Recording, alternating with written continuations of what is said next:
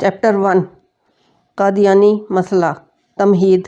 گزشتہ ماہ جنوری میں پاکستان کے 33 سربرآوردہ علماء نے تازہ دستوری سفارشات پر غور و خوض کر کے جو اصلاحات اور جوابی تجاویز مرتب کی ہیں، ان میں سے ایک اہم تجویز یہ بھی ہے کہ ان تمام لوگوں کو جو مرزا غلام احمد صاحب قادیانی کو اپنا مذہبی پیشوا مانتے ہیں، ایک جداگانہ اقلیت قرار دیا جائے اور ان کے لیے پنجاب سے مرکزی اسمبلی میں ایک نشست مخصوص کر دی جائے۔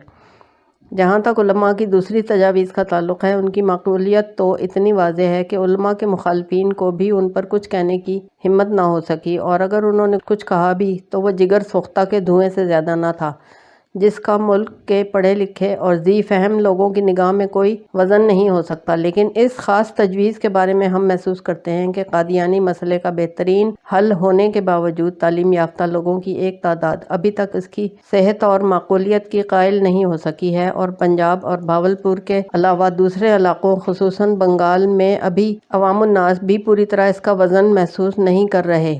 اس لیے ہم چاہتے ہیں کہ ان صفحات میں بھی پوری وضاحت کے ساتھ وہ دلائل بیان کر دیں جن کی بنا پر علماء نے بالاتفاق یہ تجویز پیش کی ہے۔ اگلی ہیڈنگ ختم نبوت کی نئی تفسیر۔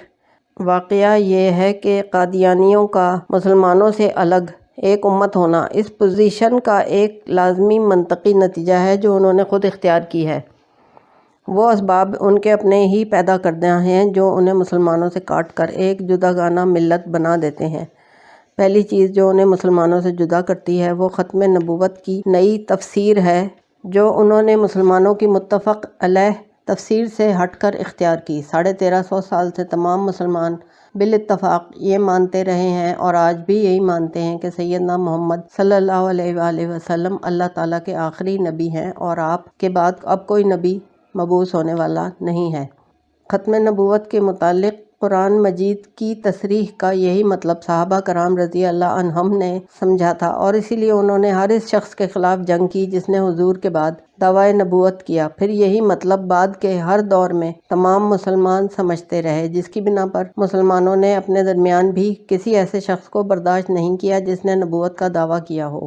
لیکن قادیانی حضرات نے تاریخ میں پہلی مرتبہ خاتم النبیین کی یہ نرالی تفسیر کی کہ نبی اکرم صلی اللہ علیہ وآلہ وسلم نبیوں کی مہر ہیں، اور اس کا مطلب یہ بیان کیا کہ حضور اکرم کے بعد اب جو بھی نبی آئے گا اس کی نبوت آپ کی مہر تصدیق لگ کر مصدقہ ہوگی۔ اس کے ثبوت میں قادیانی لٹریچر کی بکثرت عبارتوں کا حوالہ دیا جا سکتا ہے، مگر ہم صرف 3 حوالوں پر اکتفا کرتے ہیں۔ خاتم النبیین کے بارے میں حضرت مسیح موعود علیہ السلام نے فرمایا کہ خاتم النبیین کے معنی یہ ہیں کہ آپ صلی اللہ علیہ وآلہ وسلم کی مہر کے بغیر کسی کی نبوت کی تصدیق نہیں ہو سکتی۔ جب مہر لگ جاتی ہے تو وہ کاغذ سند ہو جاتا ہے۔ اسی طرح آن حضرت صلی اللہ علیہ وآلہ وسلم کی مہر اور تصدیق جس نبوت پر نہ ہو وہ صحیح نہیں ہے۔ ہمیں اس سے انکار نہیں کہ رسول اکرم ختم النبیین ہے، مگر ختم کے معنی وہ نہیں جو احسان کا سواد اعظم سمجھتا ہے اور جو رسول کریم کی شان اعلیٰ اور عرفہ کے سراسر خلاف ہے کہ آپ صلی اللہ علیہ وآلہ وسلم نے نبوت کی نعمت عظمیٰ سے اپنی امت کو محروم کر دیا، بلکہ یہ ہیں کہ آپ صلی اللہ علیہ وآلہ وسلم نبیوں کی مہر ہیں۔ اب وہی نبی ہوگا جس کی آپ تصدیق کریں گے۔ انہی معنوں میں ہم رسول کریم کو خاتم النبیین سمجھتے ہیں۔ یہ حوالہ دیا ہے الفضل قادیان، مورخہ 22 ستمبر 1939، قادیانیوں کا رسالہ۔ خاتم مہر کو کہتے ہیں۔ جب نبی کریم مہر ہوئے تو اگر ان کی امت میں کسی قسم کا نبی نہیں ہوگا تو وہ مہر کس طرح ہوئے یا مہر کس پر لگے گی؟ یہ بھی الفضل قادیان کا لکھا ہوا ہے۔ تفسیر کا یہ اختلاف صرف ایک لفظ کی تاویل و تفسیر تک ہی محدود نہ رہا، بلکہ قادیانیوں نے آگے بڑھ کر صاف صاف اعلان کر دیا کہ نبی اکرم کے بعد ایک نہیں ہزاروں نبی آ سکتے ہیں۔ یہ بات بھی ان کے اپنے واضح بیانات سے ثابت ہے، جن میں سے صرف چند کو ہم نقل کرتے ہیں۔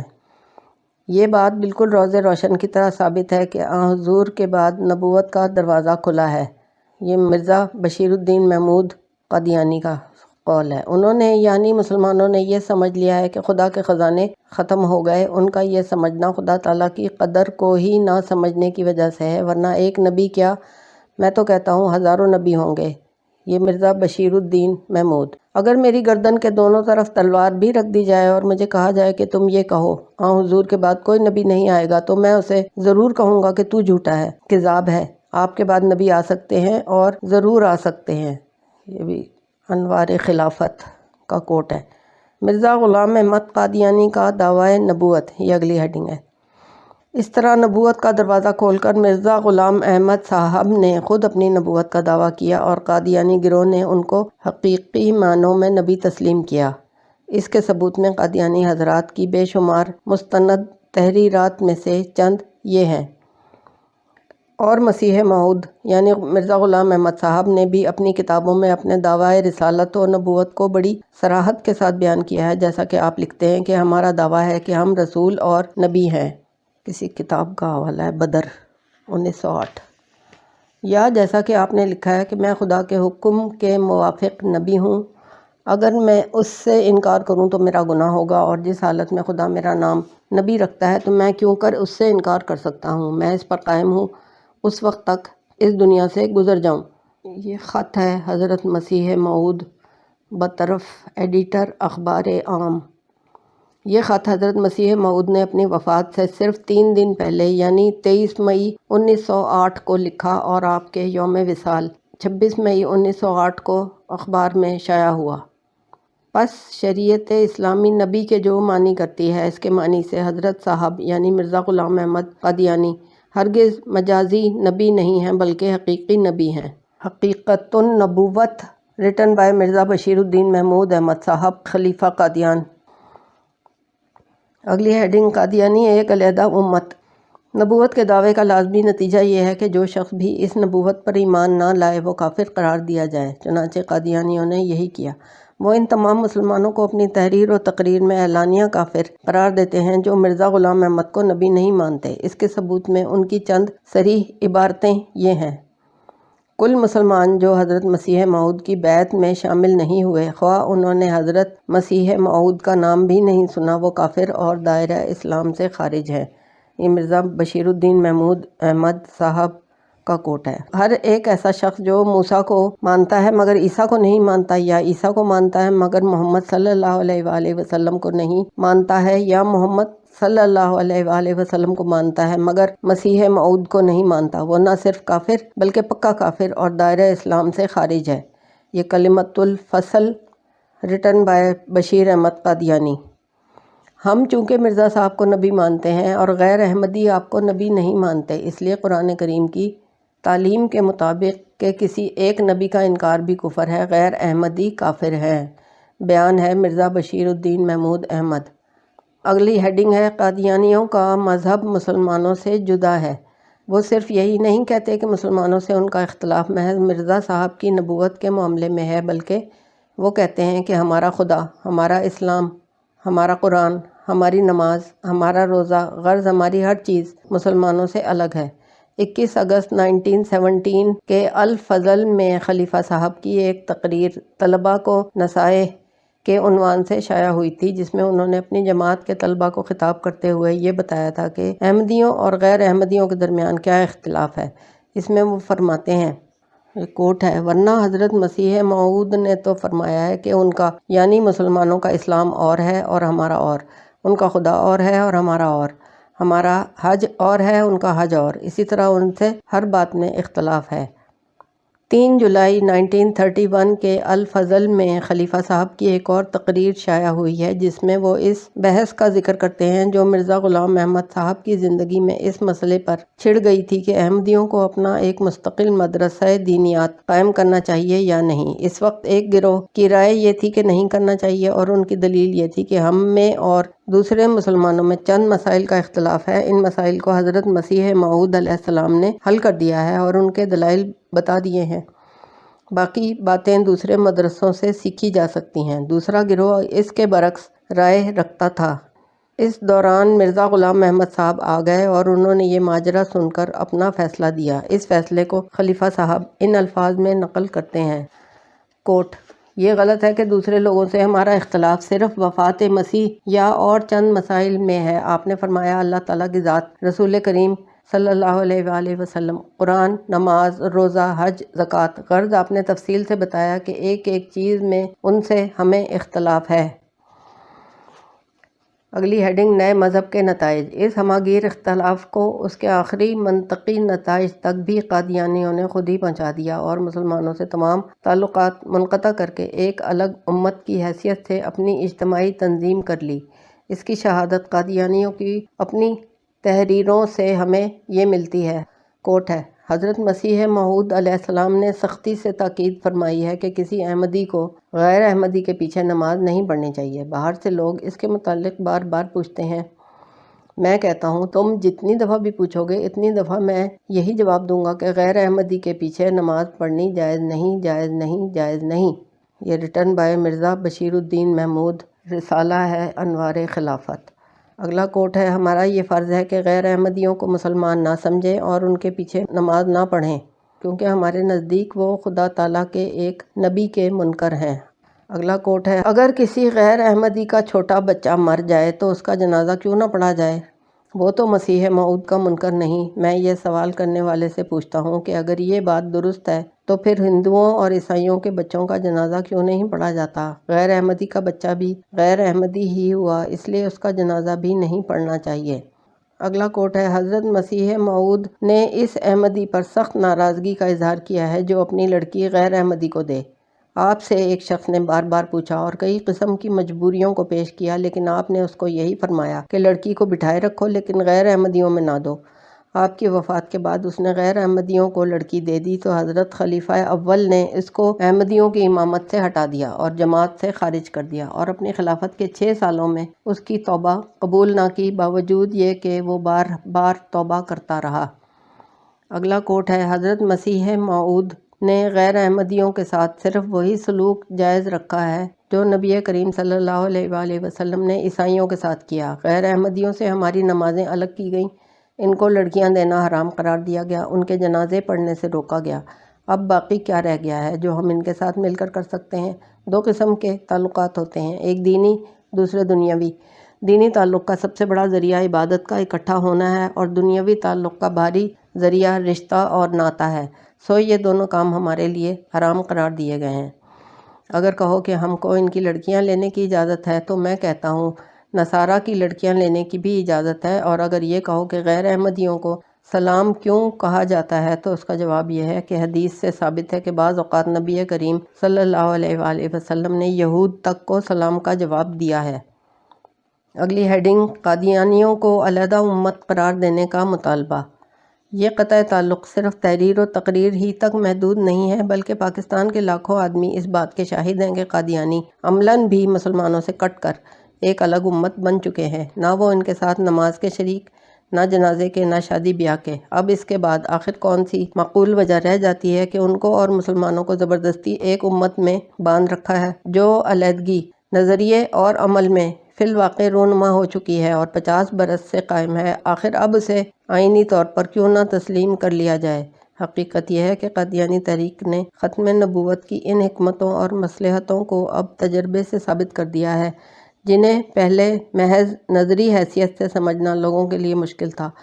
پہلے ایک شخص یہ سوال کر سکتا تھا کہ آخر کیوں محمد عربی کی نبوت کے بعد دنیا سے ہمیشہ کے لیے انبیاء کی بعثت کا سلسلہ منقطع کر دیا گیا، لیکن اب اس قادیانی تجربے نے عملاً یہ ثابت کر دیا کہ امت مسلمہ کی وحدت اور استحکام کے لیے ایک نبی کی متابعت پر تمام کلمہ گویان توحید کو مجتمع کر دینا اللہ تعالیٰ کی کتنی بڑی رحمت ہے، اور نئی نئی نبوتوں کے دعوے کس طرح ایک امت کو پھاڑ کر اس کے اندر مزید امتیں بنانے اور اس کے اجزاء کو پارا پارا کر دینے کے موجب ہوتے ہیں۔ اب اگر یہ تجربہ ہماری آنکھیں کھول دے اور اس نئی امت کو مسلمانوں سے کاٹ کر الگ کر دیں تو پھر کسی کو نبوت کا دعویٰ لے کر اٹھنے اور امت مسلمہ کے اندر پھر سے قطع و برید کا سلسلہ شروع کرنے کی ہمت نہ ہوگی، ورنہ ہمارے اس قطع و برید برداشت کر لینے کے معنی یہ ہوں گے کہ ہم ایسے ہی دوسرے بہت سے حوصلہ مندوں کی ہمت افزائی کر رہے ہیں۔ ہمارا آج کا تحمل کل دوسروں کے لیے نذیر بن جائے گا اور معاملہ ایک قطع و برید پر ختم نہ ہوگا، بلکہ آئے دن ہمارے معاشرے کو نئی نئی پراگندگیوں کے خطرات سے دوچار ہونا پڑے گا۔ یہ ہے وہ اصل دلیل جس کی بنا پر ہم قادیانیوں کو مسلمانوں سے الگ ایک اقلیت قرار دینے کا مطالبہ کرتے ہیں۔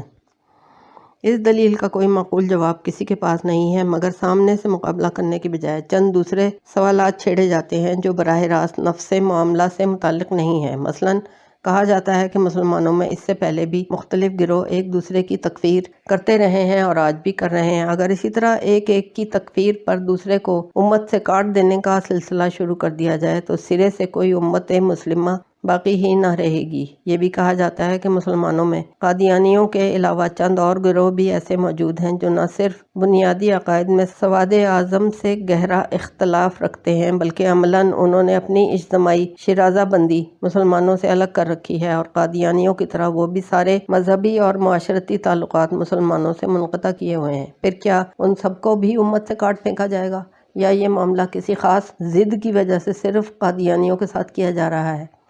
آخر قادیانیوں کا وہ خاص قصور کیا ہے جس کی بنا پر اس طرح کے دوسرے گروہوں کو چھوڑ کر خصوصیت کے ساتھ انہی کو الگ کرنے کے لیے اتنا اصرار کیا جاتا ہے؟ یہ بھی کہا جاتا ہے کہ علیحدگی کا مطالبہ تو اقلیت کیا کرتی ہے، مگر یہ عجیب ماجرا ہے کہ آج اکثریت کی طرف سے اقلیت کو الگ کرنے کا مطالبہ کیا جا رہا ہے، حالانکہ اقلیت اس کے ساتھ رہنے پر مصر ہے۔ بعض لوگوں کے ذہن میں یہ خیال بھی مسلط ہے کہ قادیانی حضرات ابتدا سے عیسائیوں، آریہ سماجیوں اور دوسرے حملہ آوروں کے مقابلے میں اسلام کی مدافعت کرتے رہے ہیں اور دنیا بھر میں وہ اسلام کی تبلیغ کرتے ہیں۔ ان کے ساتھ یہ سلوک زیبا نہیں ہے، اور آخر میں اب یہ بات بھی بڑے معتبر ذرائع سے سننے میں آئی ہے کہ قادیانیوں کے خلاف یہ قدم اٹھانا ہمارے ذمہ داران حکومت کے نزدیک پاکستان کے لیے سیاسی حیثیت سے بہت نقصان دہ ہے، کیونکہ ان کی رائے میں قادیانی وزیر خارجہ کا ذاتی اثر انگلستان اور امریکہ میں بہت زیادہ ہے، اور ہم کو ان ملکوں سے جو کچھ بھی مل سکتا ہے انہی کے توسط سے مل سکتا ہے۔ اگلی ہیڈنگ ہے ذمہ داران حکومت کا رویہ۔ آخری بات چونکہ ذرا مختصر ہے اس لیے پہلے ہم اس کا جواب دیں گے، پھر دوسرے سوالات پر بحث کریں گے۔ اگر یہ واقعہ ہے کہ ہمارے ذمہ داران حکومت یہی خیال رکھتے ہیں تو ہمارے نزدیک ایسے کوڑ مغز اور کن ذہن لوگوں کی قیادت سے یہ ملک جتنی جلدی نجات پا جائے اتنا ہی بہتر ہے۔ جو لوگ ایک ملک کی قسمت کو کسی ایک شخص یا چند اشخاص پر منحصر سمجھتے ہیں وہ ہرگز اس لائق نہیں ہیں کہ ایک لمحے کے لیے بھی پاکستان کی زمام کار ان کے ہاتھ میں رہنے دی جائے۔ انگلستان اور امریکہ میں کوئی سیاسی مدبر اتنا احمق نہیں ہو سکتا کہ وہ 8 کروڑ کی آبادی رکھنے والے ایک عظیم الشان ملک اور اس کے ذرائع اور وسائل اور اس کے جغرافیائی محل و وقوع کا وزن محسوس کرنے کی بجائے صرف ایک شخص کا وزن محسوس کرے اور اس ملک کے ساتھ جو کچھ بھی معاملہ کرے اس شخص کی خاطر کرے، اور اس شخص کے ہٹتے ہی پورے ملک سے اس لیے روٹ جائے کہ تم نے اسی ایک آدمی کو ہٹا دیا جس کے پاس خاطر سے تمہیں روٹی کپڑا دے رہے تھے۔ یہ احمقانہ بات اگر انگلستان اور امریکہ کے لوگ سن پائیں تو وہ ہمارے مدبرین عظام کی عقل و خرد پر بے اختیار ہنس پڑیں گے، اور انہیں سخت حیرت ہوگی کہ ایسے ایسے طفل مکتب اس بدقسمت ملک کے سربراہ کار بنے ہوئے ہیں جنہیں اتنی موٹی سی بات بھی معلوم نہیں ہے کہ باہر کی دنیا میں قادیانی وزیر خارجہ کو جو کچھ بھی اہمیت حاصل ہے پاکستان کا نمائندہ ہونے کی وجہ سے ہے، نہ کہ پاکستان کی اہمیت اس خاص وزیر خارجہ کے طفیل۔ اگلی ہیڈنگ ہے مسلمانوں میں شعلہ تکفیر۔ اب ہم اوپر کے سوالات میں سے ایک کو لے کر سلسلہ وار ان کا جواب دیتے ہیں۔ بلا شبہ مسلمانوں میں یہ ایک بیماری پائی جاتی ہے کہ ان کے مختلف گروہ ایک دوسرے کی تکفیر کرتے رہے ہیں، اور اب بھی بعض گروہوں کا یہ شغل نامبارک جاری ہے، لیکن اس کو حجت بنا کر قادیانی گروہ کو امت مسلمہ میں شامل رکھنا کئی وجوہ سے غلط ہے۔ اولاً اس شغل تکفیر کی بعض غلط اور بری مثالوں کو پیش کر کے یہ کلی حکم نہیں لگایا جا سکتا کہ تکفیر ہمیشہ غلط ہی ہوتی ہے اور سرے سے کسی بات پر کسی کی تکفیر ہونی ہی نہ چاہیے۔ فروعات کے ذرا سے اختلافات پر تکفیر کر دینا اگر ایک غلط حرکت ہے تو اسی طرح دین کی بنیادی حقیقتوں سے کھلے انحراف پر تکفیر نہ کرنا بھی سخت غلطی ہے۔ جو لوگ بعض علماء کی بیجا تکفیر بازی سے یہ نتیجہ نکالنا چاہتے ہیں کہ ہر قسم کی تکفیر سرے سے ہی بیجا ہے، ان سے ہم پوچھتے ہیں کہ کیا ہر شخص ہر حال میں مسلمان ہی رہتا ہے، خواہ وہ خدائی کا دعویٰ کر بیٹھے یا نبوت کا مدعی ہو یا اسلام کے بنیادی عقائد سے صریحاً منحرف ہو جائے؟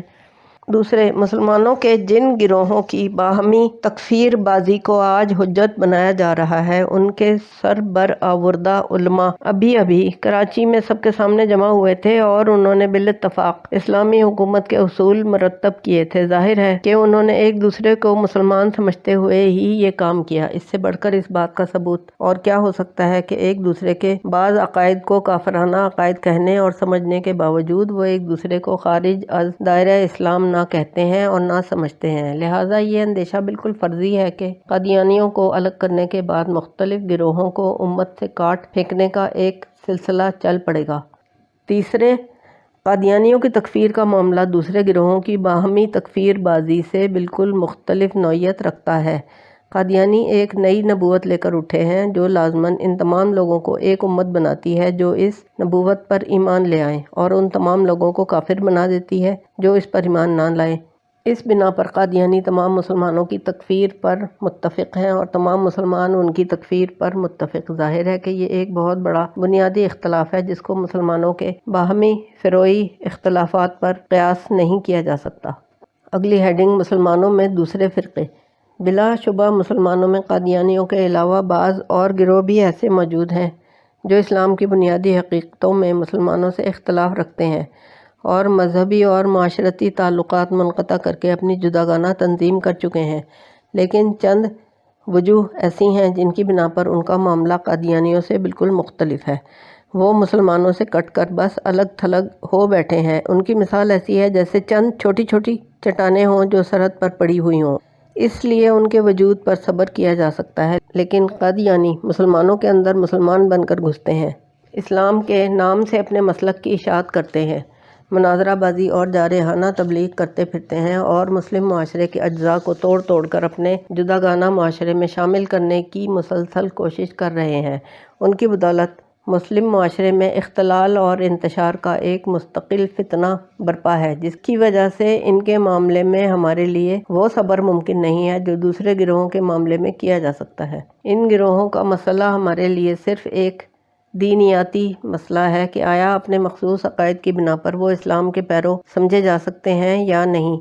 اگر بالفرض وہ اسلام کے پیرو نہ بھی مانے جائیں تو جس جمود کی حالت میں وہ ہیں اس کی وجہ سے ان کا مسلمانوں میں شامل رہنا ہمارے لیے نہ خطرہ ایمان ہے اور نہ کوئی معاشرتی، معاشی یا سیاسی مسئلہ ہی پیدا کرتا ہے۔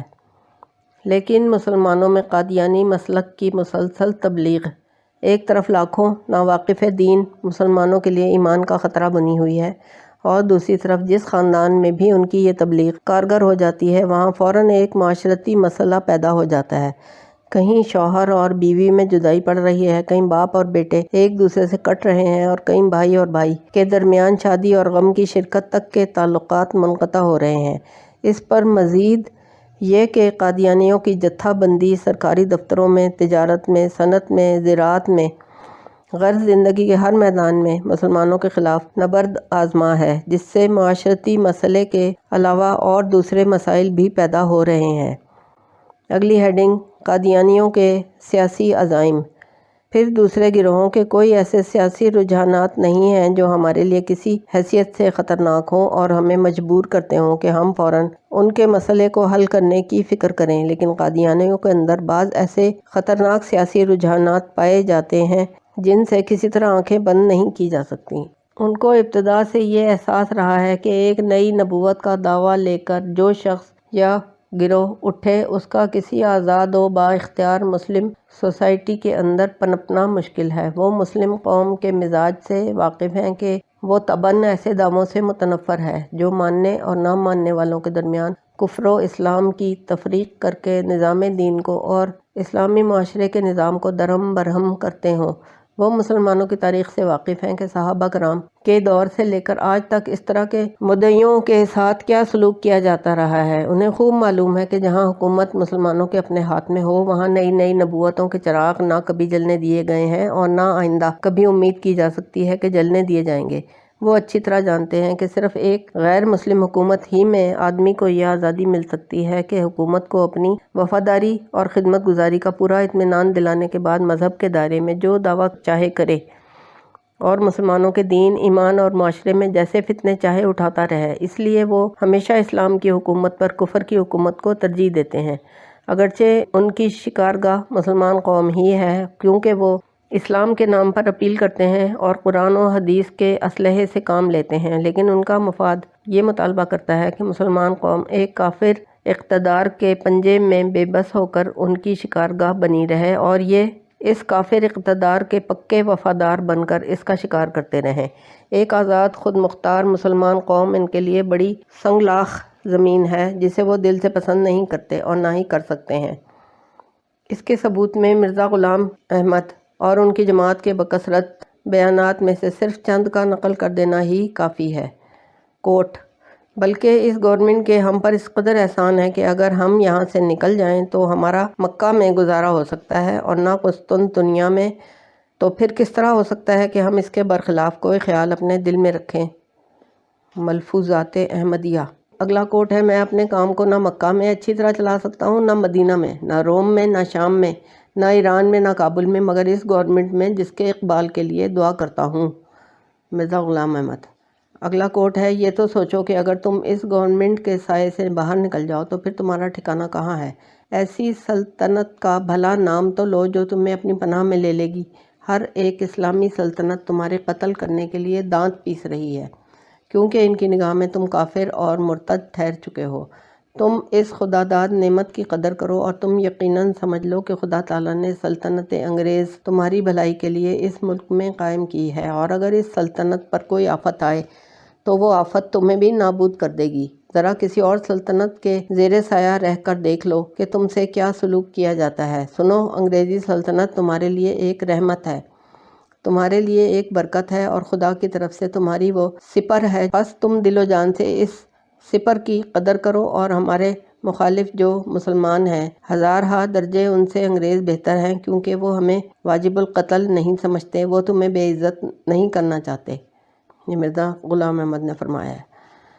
اگلا کوٹ ہے: ایرانی گورنمنٹ نے جو سلوک مرزا علی محمد باب بانی فرقہ بابیہ اور اس کے بے کس مریدوں کے ساتھ مذہبی اختلاف کی وجہ سے کیا اور جو ستم اس فرقے پر توڑے گئے، وہ ان دانشمند لوگوں پر مخفی نہیں ہیں جو قوموں کی تاریخ پڑھنے کے عادی ہیں۔ اور پھر سلطنت ترکی نے، جو ایک یورپ کی سلطنت کہلاتی ہے، جو برتاؤ بہاء اللہ بانی فرقہ بابیہ بہائیہ اور اس کے جلا وطن شدہ پیرووں سے 1863 سے لے کر 1892 تک پہلے قسطنطنیہ، پھر ایڈربانوپل اور بعد ازاں مکہ کے جیل خانے میں کیا، وہ بھی دنیا کے اہم واقعات پر اطلاع رکھنے والوں پر پوشیدہ نہیں ہے۔ دنیا میں تین ہی بڑی سلطنتیں کہلاتی ہیں اور تینوں نے جو تنگ دلی اور تعصب کا نمونہ اس شائستگی کے زمانے میں دکھایا، وہ احمدی قوم کو یقین دلائے بغیر نہیں رہ سکتا کہ احمدیوں کی آزادی تاج برطانیہ کے ساتھ وابستہ ہے۔ لہٰذا تمام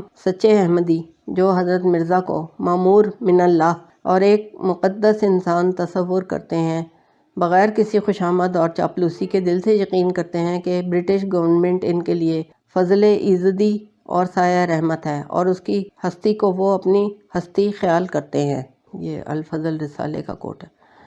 یہ عبارات اپنی زبان سے خود کہہ رہی ہیں کہ کفار کی غلامی جو مسلمانوں کے لیے سب سے بڑی مصیبت ہے، مدعیان نبوت اور ان کے پیروؤں کے لیے وہی عین رحمت اور فضل ایزدی ہے، کیونکہ اسی کے زیر سایہ ان لوگوں کو اسلام میں نئی نئی نبوتوں کے فتنے اٹھانے اور مسلم معاشرے کی قطع و برید کرنے کی آزادی حاصل ہو سکتی ہے، اور اس کے برعکس مسلمانوں کی اپنی آزاد حکومت جو مسلمانوں کے لیے ایک رحمت ہے، ان لوگوں کے لیے وہی ایک آفت ہے، چونکہ با اختیار مسلمان بہرحال اپنے ہی دین کی تخریب اور اپنے ہی معاشرے کی قطع و برید کو بخوشی برداشت نہیں کر سکتے۔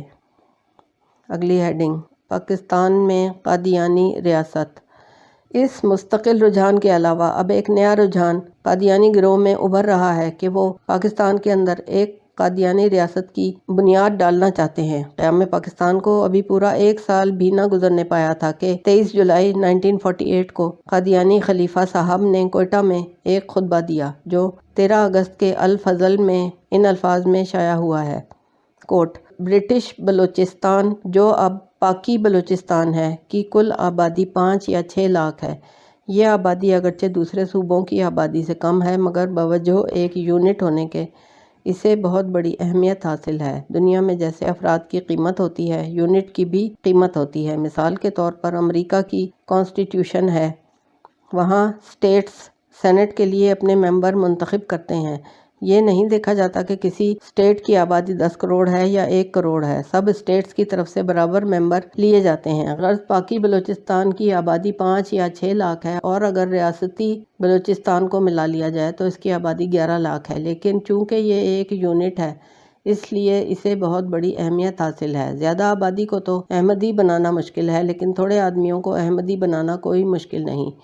بس جماعت اس طرف اگر پوری توجہ دے تو اس صوبے کو بہت جلدی احمدی بنایا جا سکتا ہے۔ یاد رکھو، تبلیغ اس وقت تک کامیاب نہیں ہو سکتی جب تک ہماری بیس مضبوط نہ ہو۔ پہلے بیس مضبوط ہو تو پھر تبلیغ پھیلتی ہے۔ بس پہلے اپنی بیس مضبوط کر لو، کسی نہ کسی جگہ اپنی بیس بنا لو، کسی ملک میں ہی بنا لو۔ اگر ہم سارے صوبے کو احمدی بنا لیں تو کم از کم ایک صوبہ تو ایسا ہو جائے گا جس کو ہم اپنا صوبہ کہہ سکیں گے، اور یہ بڑی آسانی کے ساتھ ہو سکتا ہے۔ یہ تقریر کسی تشریح کی محتاج نہیں ہے۔ سوال یہ ہے کہ دوسرے گروہ جن کی موجودگی کا حوالہ دے کر قادیانیوں کو برداشت کرنے کا ہمیں مشورہ دیا جاتا ہے، کیا ان میں سے بھی کسی کے ایسے منصوبے ہیں؟ کیا ان میں سے بھی کوئی ایسا ہے جو اپنے مذہب کے لیے غیر مسلم اقتدار کو مفید سمجھتا ہو اور مسلم اقتدار قائم ہوتے ہی ریاست کے اندر اپنی ریاست بنانے کی فکر میں لگ گیا ہو؟ اگر نہیں ہے تو پھر ان کی مثال قادیانیوں پر کیوں چسپاں کی جاتی ہے؟ اگلی ہیڈنگ، قادیانیوں کو اقلیت قرار دینے کا مطالبہ۔ اب تیسرے سوال کو لیجئے، یعنی یہ کہ علیحدگی کا مطالبہ تو اقلیتیں کیا کرتی ہیں، یہاں یہ کیسی الٹی بات ہو رہی ہے کہ اکثریت اس کا مطالبہ لے کر اٹھی ہے؟ یہ سوال جو لوگ چھیڑتے ہیں، کیا براہ کرم ان میں سے کوئی صاحب کسی سیاسی انجیل کی ایسی کوئی آیت پیش کر سکتے ہیں جس میں یہ قانون کلی بیان کیا گیا ہو کہ علیحدگی کا مطالبہ کرنا صرف اقلیت ہی کے لیے جائز ہے؟ اکثریت ایسے کسی مطالبے کو پیش کرنے کی حقدار نہیں ہے۔ ہمیں یہ بتایا جائے کہ یہ اصول کہاں لکھا ہے اور کس نے اسے مقرر کیا ہے۔ حقیقت یہ ہے کہ مطالبات ہمیشہ ضرورت کی بنیاد پر پیدا ہوتے ہیں اور وہی ان کو پیش کرتا ہے جسے ان کی ضرورت ہوتی ہے۔ دیکھنا یہ چاہیے کہ ایک مطالبہ جس ضرورت کی بنا پر کیا جا رہا ہے وہ بجائے خود معقول ہے یا نہیں۔ یہاں اختلاط کا نقصان اکثریت کو پہنچ رہا ہے، نہ کہ اقلیت کو۔ اس لیے اکثریت یہ مطالبہ کرنے پر مجبور ہوئی ہے کہ اس اقلیت کو آئینی طور پر الگ کر دیا جائے، جو ایک طرف عملاً الگ ہو کر علیحدگی کا پورا فائدہ اٹھا رہی ہے اور دوسری طرف اکثریت کا جزو بن کر اختلاط کے فوائد بھی سمیٹتی چلی جاتی ہے۔ ایک طرف وہ مسلمانوں سے مذہبی اور معاشرتی تعلقات کو منقطع کر کے اپنی الگ جتھا بندی کرتی ہے اور منظم طریقے سے ان کے خلاف ہر میدان میں کشمکش کرتی ہے، تو دوسری طرف مسلمانوں میں مسلمان بن کر گھستی ہے، اپنی تبلیغ سے اپنی تعداد بڑھاتی ہے، مسلم معاشرے میں تفریق کا فتنہ برپا کرتی ہے اور سرکاری ملازمتوں میں مسلمان ہونے کی حیثیت سے اپنے متناسب حصے کی بنسبت بدرجہ زیادہ حصہ حاصل کر لیتی ہے۔ اس صورتحال کا سراسر نقصان اکثریت کو پہنچ رہا ہے اور بالکل ناجائز فائدہ اقلیت حاصل کر رہی ہے۔ پھر آخر کون سی معقول وجہ ہے کہ ایسے حالات میں اگر اقلیت علیحدگی کا مطالبہ نہیں کرتی تو اسے زبردستی اکثریت کے سینے پر مونگ دلنے کے لیے بٹھائے رکھا جائے اور اکثریت کے مطالبہ علیحدگی کو رد کر دیا جائے؟ علیحدگی کے اسباب اکثریت نے نہیں بلکہ خود اقلیت نے پیدا کیے۔ عملاً اپنا الگ معاشرہ اس نے خود بنایا، اکثریت سے مذہبی اور معاشرتی روابط اس نے خود توڑے۔ اس روش کا فطری تقاضا یہ تھا کہ وہ خود اس علیحدگی کو تسلیم کر لیتی جو اس نے فی الواقع اختیار کی ہے۔ اسے اگر تسلیم کرنے سے وہ گریز کرتی ہے تو یہ اس سے پوچھئے کہ کیوں گریز کرتی ہے، اور خدا نے آپ کو دیکھنے والی آنکھیں دی ہیں تو خود دیکھیے کہ اپنے ہی عمل کے لازمی نتائج قبول کرنے سے اسے کیوں گریز ہے۔ اس کی نیت اگر دغا اور فریب سے کام چلانے کی ہے تو آپ کی عقل کہاں چلی گئی ہے کہ آپ خود اس قوم کو اس کی دغا بازی کا شکار بنانے پر تلے ہوئے ہیں؟ اگلی ہیڈنگ ہے، قادیانیوں کی تبلیغ کی حقیقت۔ آخری جواب طلب بات یہ رہ جاتی ہے کہ قادیانی حضرات اسلام کی مدافعت اور تبلیغ کرتے رہے ہیں، اس لیے ان سے ایسا سلوک نہیں کرنا چاہیے۔ یہ در حقیقت ایک بہت بڑی غلط فہمی ہے جس میں بالعموم ہمارے نئے تعلیم یافتہ لوگ بری طرح مبتلا ہیں۔ اس لیے ہم ان سے گزارش کرتے ہیں کہ ذرا آنکھیں کھول کر مرزا صاحب قادیانی کی حسب ذیل عبارتوں کو ملاحظہ فرمائیں۔ یہ عبارتیں اس مذہب کے بانی کی نیت اور مقاصد کو خود ہی بڑی خوبی کے ساتھ بیان کر رہی ہیں۔ کوٹ: تریاق القلوب، مطبوعہ مطبع ضیاء الاسلام قادیان، بعنوان حضور گورنمنٹ عالیہ میں ایک عاجزانہ درخواست میں مرزا غلام احمد صاحب لکھتے ہیں، 20 برس کی مدت سے میں اپنے دلی جوش سے ایسی کتابیں زبان فارسی اور عربی اور اردو اور انگریزی میں شائع کر رہا ہوں جن میں بار بار یہ لکھا گیا ہے کہ مسلمانوں کا فرض ہے جس کے ترک سے وہ خدا تعالیٰ کے گناہ گار ہوں گے کہ اس گورنمنٹ کے سچے خیر خواہ اور دلی جان نثار ہو جائیں اور جہاد اور خونی مہدی کے انتظار وغیرہ بیہودہ خیالات سے جو قرآن شریف سے ہرگز ثابت نہیں ہو سکتے دستبردار ہو جائیں، اور اگر وہ اس غلطی کو چھوڑنا نہیں چاہتے تو کم سے کم یہ ان کا فرض ہے کہ اس گورنمنٹ محسنہ کے ناشکر گزار نہ بنیں اور نمک حرامی سے خدا کے گناہ گار نہ ٹھہریں۔ اگلا کوٹ ہے، اب میں اپنی گورنمنٹ محسنہ کی خدمت میں جرأت سے کہہ سکتا ہوں کہ وہ 62 سالہ میری خدمت ہے جس کی نظیر برٹش انڈیا میں ایک بھی اسلامی خاندان پیش نہیں کر سکتا۔ یہ بھی ظاہر ہے کہ اس قدر لمبے زمانے تک جو 20 برس کا زمانہ ہے، ایک مسلسل طور پر تعلیم مذکورہ بالا پر زور دیتے جانا کسی منافق اور خود غرض کا کام نہیں ہے بلکہ ایسے شخص کا کام ہے جس کے دل میں اس گورنمنٹ کی سچی خیر خواہی ہے۔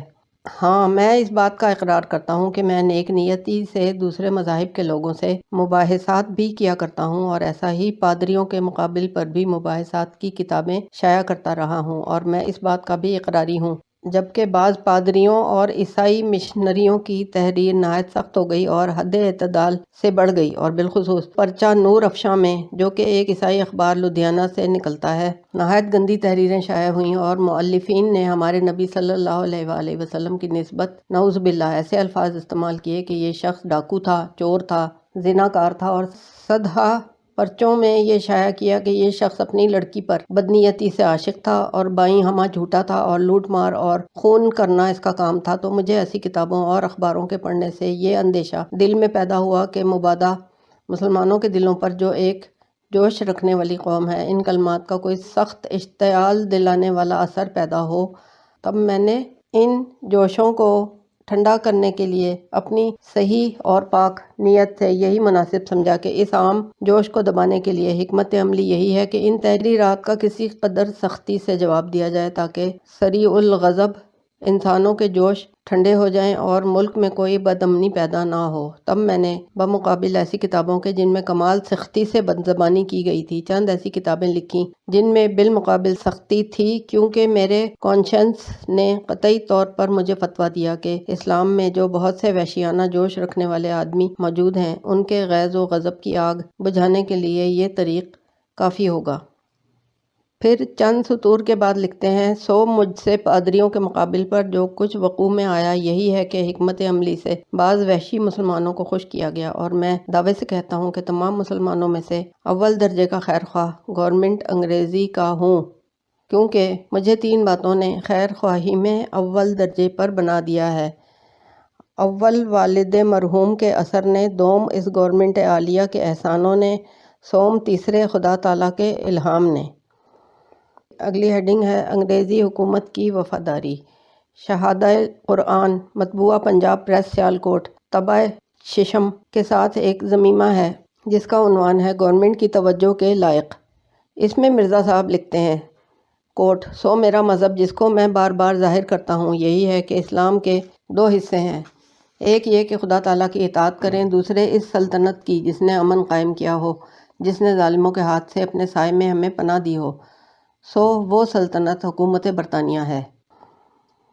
تبلیغ رسالت جلد ہفتم مطبوعہ فاروق پریس قادیان میں مرزا صاحب کی ایک درخواست بحضور نواب لیفٹیننٹ گورنر بہادر دام اقبالہ درج ہے، جس میں وہ پہلے اپنے خاندان کی وفاداریوں کا ذکر کرتے ہوئے وہ چٹھیاں نقل کرتے ہیں جو ان کے والد مرزا غلام مرتضیٰ خان کو commissioner Lahore, financial commissioner Punjab اور دوسرے انگریز افسروں نے ان کی وفادارانہ خدمات کے اعتراف میں عطا کی تھیں، نیز ان خدمات کو گنایا ہے جو ان کے خاندان کے دوسرے بزرگوں نے انجام دیں۔ پھر لکھتے ہیں، میں ابتدائی عمر سے اس وقت تک جو قریباً 60 برس کی عمر تک پہنچا ہوں، اپنی زبان اور قلم سے اس اہم کام میں مشغول ہوں تاکہ مسلمانوں کے دلوں کو گورنمنٹ انگلیشیا کی سچی محبت اور خیر خواہی اور ہمدردی کی طرف پھیروں اور بعض کم فہموں کے دلوں سے غلط خیال جہاد وغیرہ کو دور کروں جو ان کو دلی صفائی اور مخلصانہ تعلقات سے روکتے ہیں۔ آگے چل کر لکھتے ہیں، کوٹ، اور میں نے نہ صرف اس قدر کام کیا کہ برٹش انڈیا کے مسلمانوں کو گورنمنٹ انگلیشیا کی سچی اطاعت کی طرف جھکایا، بلکہ بہت سی کتابیں عربی اور فارسی اور اردو میں تالیف کر کے ممالک اسلامیہ کے لوگوں کو بھی مطلع کیا کہ ہم لوگ کیوں کر امن اور آزادی سے گورنمنٹ انگلیشیا کے سایہ عاطفت میں زندگی بسر کر رہے ہیں۔ پھر وہ اپنی کتابوں کی ایک لمبی فہرست دیتے ہیں جن سے ان کی وفادارانہ خدمات کا ثبوت ملتا ہے۔ پھر لکھتے ہیں، گورنمنٹ تحقیق کرے کہ کیا یہ سچ نہیں ہے کہ ہزاروں مسلمانوں نے جو مجھے کافر قرار دیا اور مجھے اور میری جماعت کو جو ایک گروہ کثیر پنجاب اور ہندوستان میں موجود ہے، ہر ایک طور کی بدگوئی اور بد اندیشی سے ایذا دینا اپنا فرض سمجھا۔ اس تکفیر اور ایذا کا ایک مخفی سبب یہ ہے کہ ان نادان مسلمانوں کے پوشیدہ خیالات کے برخلاف دل و جان سے گورنمنٹ انگلیشیا کی شکر گزاری کے لیے ہزارہا اشتہارات شائع کیے گئے اور ایسی کتابیں بلاد عرب اور شام وغیرہ تک پہنچائی گئیں۔ یہ باتیں بے ثبوت نہیں، اگر گورنمنٹ توجہ فرما دے تو نہایت بدیہی ثبوت میرے پاس ہیں۔ میں زور سے کہتا ہوں اور میں دعوے سے گورنمنٹ کی خدمت میں اعلان دیتا ہوں کہ باعتبار مذہبی اصول کے مسلمانوں کے تمام فرقوں میں سے گورنمنٹ کا اول درجے کا وفادار اور جانثار یہی نیا فرقہ ہے جس کے اصولوں میں سے کوئی اصول گورنمنٹ کے لیے خطرناک نہیں۔ آگے چل کر پھر لکھتے ہیں، اور میں یقین رکھتا ہوں کہ جیسے جیسے میرے مرید بڑھیں گے ویسے ویسے مسئلہ جہاد کے معتقد کم ہوتے جائیں گے، کیونکہ مجھے مسیح اور مہدی مان لینا ہی مسئلہ جہاد کا انکار کرنا ہے۔ تھوڑی دیر کے لیے اس سوال کو نظر انداز کر دیجئے کہ یہ زبان اور یہ تحریر کسی نبی کی ہو بھی سکتی ہے یا نہیں۔ ہم یہاں جس پہلو کی طرف توجہ دلانا چاہتے ہیں وہ یہ ہے کہ اس مذہب کی تبلیغ و تلقین اور مدافعت اسلام کے وہ مقاصد اور محرکات ہیں جو بانی مذہب نے خود بیان کیے ہیں۔ کیا اس کے بعد بھی یہ نام نہاد خدمت دین کسی قدر کی مستحق رہ جاتی ہے؟ اور اس پر بھی اگر کوئی شخص اس خدمت دین کی حقیقت نہ سمجھ سکے تو ہم اس سے گزارش کریں گے کہ ذرا قادیانیوں کے اپنے اعتراضات کو آنکھیں کھول کر پڑھے۔ کوٹ، عرصہ دراز کے بعد اتفاقاً ایک لائبریری میں ایک کتاب ملی جو چھپ کر نایاب بھی ہو گئی تھی۔ اس کتاب کا مصنف ہے ایک اطالوی انجینئر جو افغانستان میں ذمہ دار عہدے پر فائز تھا۔ وہ لکھتا ہے کہ صاحبزادہ عبداللطیف صاحب قادیانی کو اس لیے شہید کیا گیا کہ وہ جہاد کے خلاف تعلیم دیتے تھے، اور حکومت افغانستان کو خطرہ لاحق ہو گیا تھا کہ اس سے افغانوں کا جذبہ حریت کمزور ہو جائے گا اور ان پر انگریزوں کا اقتدار چھا جائے گا۔ ایسے معتبر راوی کی روایت سے یہ امر پایہ ثبوت تک پہنچ جاتا ہے کہ اگر صاحبزادہ عبداللطیف شہید خاموشی سے بیٹھے رہتے اور جہاد کے خلاف کوئی لفظ بھی نہ کہتے تو حکومت افغانستان کو انہیں شہید کرنے کی ضرورت محسوس نہ ہوتی۔ یہ کوٹ لیا ہے انہوں نے مرزا بشیر الدین محمود احمد صاحب کا خطبہ جمعہ۔ افغانستان گورنمنٹ کے وزیر داخلہ نے مندرجہ ذیل اعلان شائع کیا ہے۔ کوٹ، کابل کے دو اشخاص ملا عبدالحلیم چہار آسیانی اور ملا نور علی دکاندار قادیانی عقائد کے گرویدہ ہو چکے تھے اور لوگوں کو اس عقیدے کی تلقین کر کے انہیں اصلاح کی راہ سے بھٹکا رہے تھے۔ ان کے خلاف مدت سے ایک اور دعویٰ دائر ہو چکا تھا اور مملکت افغانیہ کے خلاف غیر ملکی لوگوں کے سازشی خطوط ان کے قبضے سے پائے گئے، جن سے پایا جاتا ہے کہ وہ افغانستان کے دشمنوں کے ہاتھ بک چکے تھے۔ اخبار الفضل بحوالہ امان افغان۔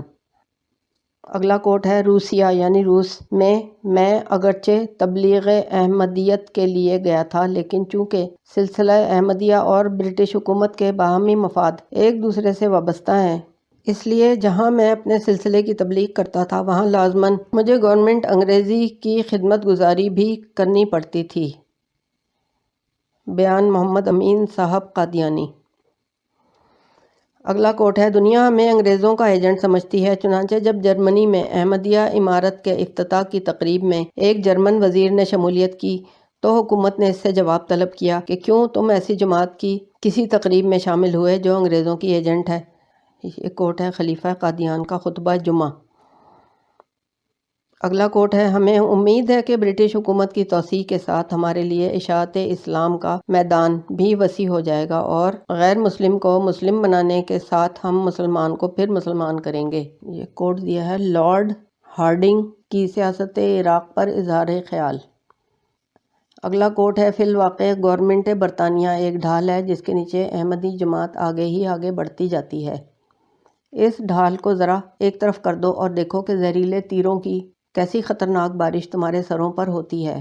بس کیوں ہم اس گورنمنٹ کے شکر گزار نہ ہوں؟ ہمارے فوائد اس گورنمنٹ سے متحد ہو گئے ہیں، اور اس گورنمنٹ کی تباہی ہماری تباہی ہے، اور اس گورنمنٹ کی ترقی ہماری ترقی۔ جہاں جہاں اس گورنمنٹ کی حکومت پھیلتی جاتی ہے، ہمارے لیے تبلیغ کا ایک میدان نکلتا آتا ہے۔ الفضل سے کوٹ لیا یہ۔ سلسلہ احمدیہ کو گورنمنٹ برطانیہ سے جو تعلق ہے وہ باقی تمام جماعتوں سے نرالا ہے۔ ہمارے حالات ہی اس قسم کے ہیں کہ گورنمنٹ اور ہمارے فوائد ایک ہو گئے ہیں۔ گورنمنٹ برطانیہ کی ترقی کے ساتھ ہمیں بھی آگے قدم بڑھانے کا موقع ملتا ہے، اور اس کو خدا نخواستہ اگر کوئی نقصان پہنچے تو اس صدمے سے ہم بھی محفوظ نہیں رہ سکتے۔ یہ ہے خلیفہ قادیان کا اعلان، مندرجہ اخبار الفضل۔ اگلی ہیڈنگ، قادیانیت کے بنیادی خد و خال۔ اب قادیانی جماعت کی پوری تصویر آپ کے سامنے ہے۔ اس کے بنیادی خد و خال یہ ہیں۔ نمبر 1، 50 برس سے زیادہ مدت ہوئی جبکہ انگریزی دور حکومت میں مسلمان غلامی کی زندگی بسر کر رہے تھے۔ پنجاب میں ایک شخص نبوت کا دعویٰ لے کر اٹھا۔ جس قوم کو اللہ کی توحید اور رسالت محمدی صلی اللہ علیہ وآلہ وسلم کے اقرار نے ایک قوم، ایک ملت اور ایک معاشرہ بنایا تھا، اس کے اندر اس شخص نے یہ اعلان کیا کہ مسلمان ہونے کے لیے توحید اور رسالت محمدی صلی اللہ علیہ وآلہ وسلم پر ایمان لانا کافی نہیں ہے، بلکہ اس کے ساتھ میری نبوت پر ایمان لانا بھی ضروری ہے۔ جو اس پر ایمان نہ لائے وہ توحید اور رسالت محمدی پر ایمان رکھنے کے باوجود کافر اور دائرہ اسلام سے خارج ہے۔ نمبر 2، اس بنیاد پر اس نے مسلم معاشرے میں کفر و ایمان کی نئی تفریق پیدا کی، اور جو لوگ اس پر ایمان لائے ان کو مسلمانوں سے الگ ایک امت اور ایک معاشرے کی شکل میں منظم کرنا شروع کر دیا۔ اس نئی امت اور مسلمانوں کے درمیان اعتقاد اور عملاً ویسی ہی جدائی پڑ گئی جیسی ہندوؤں اور عیسائیوں اور مسلمانوں کے درمیان تھی۔ وہ مسلمانوں کے ساتھ نہ عقیدے میں شریک رہی، نہ عبادت میں، نہ رشتے ناطے میں، اور نہ شادی اور غم میں۔ نمبر 3، بانی مذہب کو اول روز سے یہ احساس تھا کہ مسلم معاشرہ اپنی اس قطع و برید کو بخوشی برداشت نہیں کرے گا اور نہیں کر سکتا۔ اس لیے اس نے اور اس کے جانشینوں نے نہ صرف ایک پالیسی کے طور پر انگریزی حکومت کی پختہ وفاداری اور خدمت گزاری کا رویہ اختیار کیا، بلکہ عین اپنے موقف کے فطری تقاضے سے ہی انہوں نے یہ سمجھا کہ ان کا مفاد لازماً غلبہ کفر کے ساتھ وابستہ ہے۔ یہی وجہ ہے کہ وہ ہندوستان میں ہی نہیں تمام دنیا میں اس بات کے خواہش مند رہے اور عملاً اس کے لیے کوشاں رہے کہ آزاد مسلمان قومیں بھی انگریزوں کی غلام ہو جائیں تاکہ ان میں اس نئے مذہب کی اشاعت کے لیے راہ ہموار ہو سکے۔ نمبر 4، اس طرح بیرونی اقتدار سے گٹھ جوڑ کر کے اس جماعت نے مسلمانوں کی ان تمام کوششوں کو ناکام بنا دیا جو گزشتہ نصف صدی میں اسے مسلمانوں سے خارج کرنے کے لیے کی گئیں، اور انگریزی حکومت اس بات پر مصر رہی کہ یہ گروہ مسلمانوں سے الگ بلکہ ہر چیز میں ان کا مخالف ہونے کے باوجود انہی میں شامل رہے گا۔ اس تدبیر سے مسلمانوں کو دوہرا نقصان اور قادیانی جماعت کو دوہرا فائدہ پہنچایا گیا۔ اس کا الف پارٹ ہے۔ عام مسلمانوں کو علماء کی تمام کوششوں کے باوجود یہ باور کرایا جاتا رہا کہ قادیانیت اسلام ہی کا ایک فرقہ اور قادیانی گروہ مسلم معاشرے ہی کا ایک حصہ ہے۔ اس طرح قادیانیت کے لیے مسلمانوں میں پھیلنا زیادہ آسان ہو گیا، کیونکہ اس صورت میں ایک مسلمان کو قادیانیت اختیار کرتے ہوئے یہ اندیشہ لاحق نہیں ہوتا کہ وہ اسلام سے نکل کر کسی دوسرے معاشرے میں جا رہا ہے۔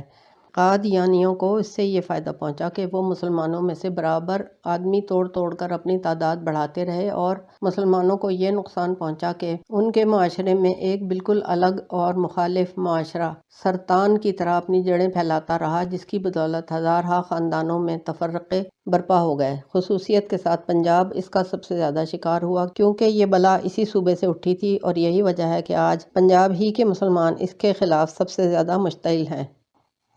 اس کا بے پارٹ ہے۔ انگریزی حکومت کی منظور نظر بن کر قادیانی جماعت انگریزی حکومت کی فوج، پولیس، عدالت اور دوسری ملازمتوں میں اپنے آدمی دھڑا دھڑ بھرتی کرتی چلی گئی، اور یہ سب کچھ اس نے مسلمان بن کر ملازمتوں کے اس کوٹے سے حاصل کیا جو مسلمانوں کے لیے مخصوص تھا۔ مسلمانوں کو اطمینان دلایا جاتا رہا کہ یہ ملازمتیں تم کو مل رہی ہیں، حالانکہ وہ کثیر تعداد میں ان قادیانیوں کو دی جا رہی تھی جو مسلمانوں کے مد مقابل بن کر اپنی مخالفانہ جتھا بندی کیے ہوئے تھے۔ ایسا ہی معاملہ ٹھیکوں اور تجارتوں اور زمینوں کے بارے میں بھی کیا گیا۔